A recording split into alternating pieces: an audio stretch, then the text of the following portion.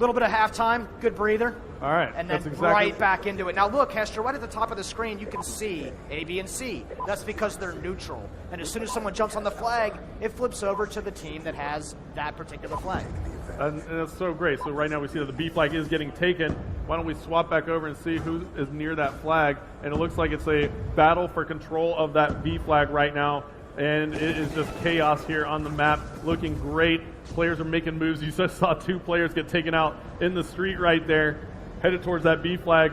So this is just basically a feel it out type of moment here, isn't it? I'm really excited by the way these players will actually position and set up. They will not be in a hurry to grab the B flag until they feel like they can really lock it down. Look at Big Timer moving up beyond the flag radius so he can try to lock that position in really well. Yeah, and now we see that Karma is actually pushing up on that right flank, but he does get taken out right there. And now you see some players hovering over that B flag. Let's hop on board with Merc. There he is, taking the B flag with some help of his teammates.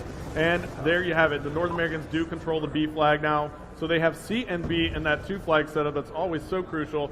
And tell me a little bit more about Yemen here as we're watching it. You see a lot of tight corridors here. And tell me a little bit about the design of this map. Yeah, so we worked on this map really early on, and we wanted to make sure that we definitely brought that classic urban street fight that players love, make sure it was still available in Call of Duty Black Ops 2 as well. And this is why you see this such fast-paced action here. Look at the kill feed just spinning the entire time. Absolutely, and that's something players love in Call of Duty is just non-stop engagement, and that's what you get here on Yemen. And especially with domination on this map, it's just non-stop. And you take a look at the map here overhead, and you just see constant movement from the players, right? And it's just a great thing to watch. I actually love this view right here, just watching the triangles moving around the map. I'm always fascinated by the line battles these guys have. They will set up and just try to deal with the threats coming in on them. And in this view, we can see which guys are firing, and you can get a really good idea. Look at Merc coming around from the side, going for a flank. Yeah, and absolutely. We even saw the care package just get dropped right there for the North Americans, back on the C flag in a safe area. So, I mean, it's just a beautiful thing. We can actually take a look here. We see that Shane is on the A flag. Now Big Timer is on the B flag. He just ran through it. They still have control.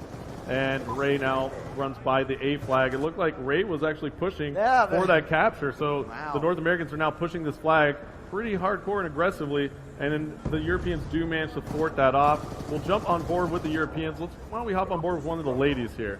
Jump on board with Kitty Cat, and we'll take a look at what she's using. She's got the MP7, and it looks like that class is pretty solid.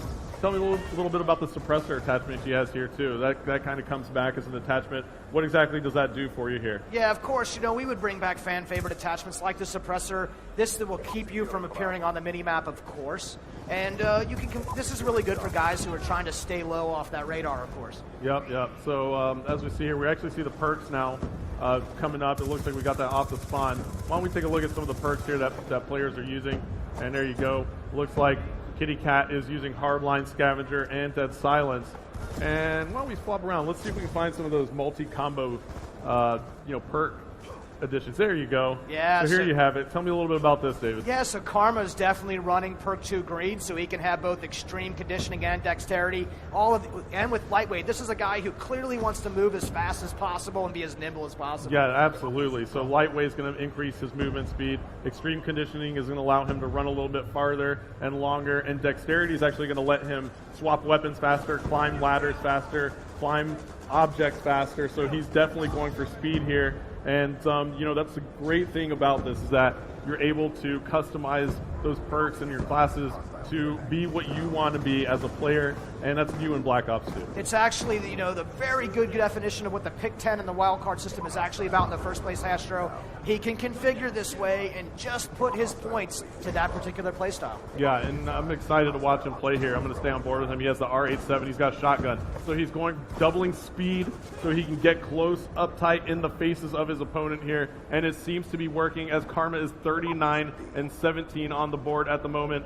So he's doing some work with the shotgun, and look at that. He's going for some range here. He's got 3 hit markers. Oh no, pulling out the combat knife. But there you go. That's a perfect moment, right? Tell me what just happened right there. Yeah, so these guys are so used to being able to swap to their second weapon, but if you're going to use the Pick 10 and wildcard system to stack up this way, he had to sacrifice his gun to be able to do that. So he pulls out thinks he's going to have his pistol in hand, but no, he's got his knife. He does not have a secondary weapon equipped. Yeah, that was actually a great moment because that secondary just wasn't there. He used up all his allocation points in the Pick 10 for all his other gear to make him faster. And Karma does pull out the RCXD there. That comes back in Black Ops 2. Tell me a little bit about that. There's a little RCXD running around the map still. Yeah, that's one of these things that we just felt like had to come back into the game. Upgraded that model and its animation and sounds for 2025. It's just something that feels totally appropriate for this kind of game. Yeah, and you can see the score streaks that Karma has over here. He's got an RCXD. Looks like he has a UAV, counter UAV as well.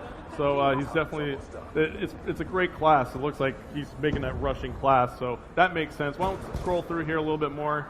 And here we go. We have another one here. This is Big Timer, who's rocking Ghost, Hardwired, Extreme Conditioning, and Dexterity. So why am I not surprised that these pro players like to be on the move and moving fast and using their Pick 10 this way? Absolutely. It's just, they're going to use it. 8 seconds left to go. The North Americans have clearly been in the lead here, 273 to 133 now, and the North Americans are going to take it in this domination. And they're pumped. Let's take a look at this final kill cam. Good job, Schwiz. Look at this.